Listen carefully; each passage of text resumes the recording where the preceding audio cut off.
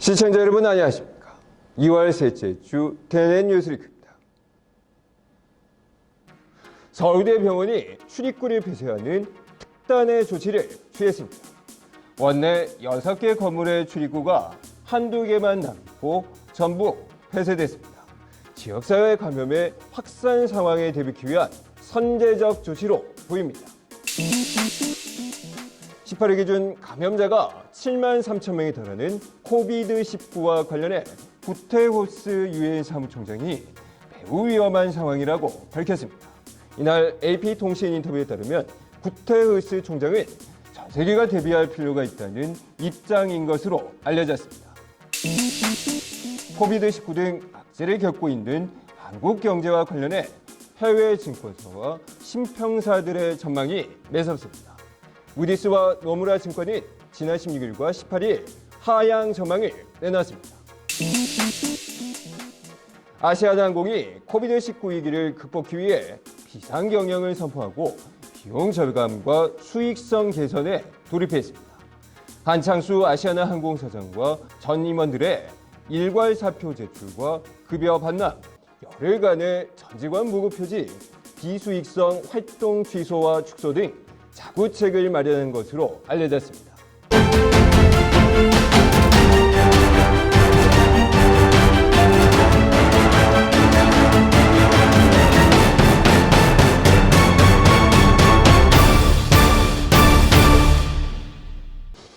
서울대병원이 코비드19의 지역사회 감염 확산 상황을 대비하기 위해 원내 출입구 9개만 남기고 나머지를 모두 폐쇄하는 특단의 조치를 내렸습니다.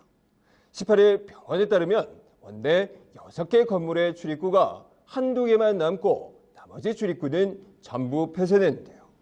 본관 1곳과 안병원 2곳, 대한외래 2곳, 어린이병원 2곳, 의생명연구원 1곳, 의학혁신센터 1곳 등 모두 9개 출입구만 남았습니다.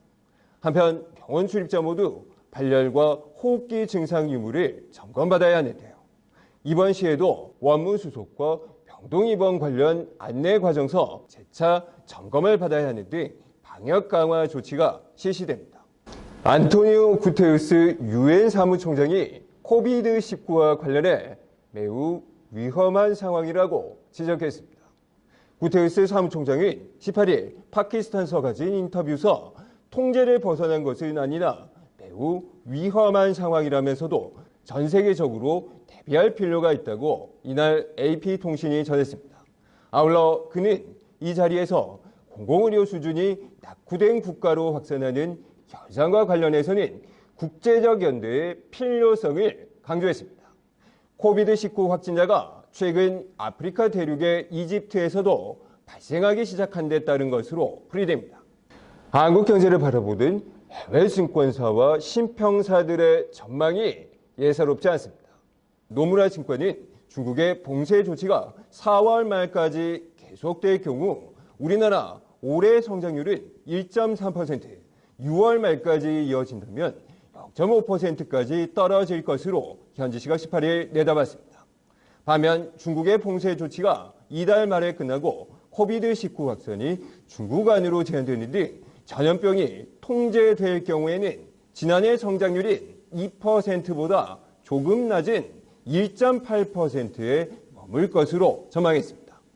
아울러 무디스도 현지 시각 16일 한국의 올해 성장률이 2.1%에서 1.9%로 떨어질 것이란 전망을 내놨습니다. 아시아나항공이 코비드19에 따른 위기 극복 차원에서 비상 경영을 선포했습니다.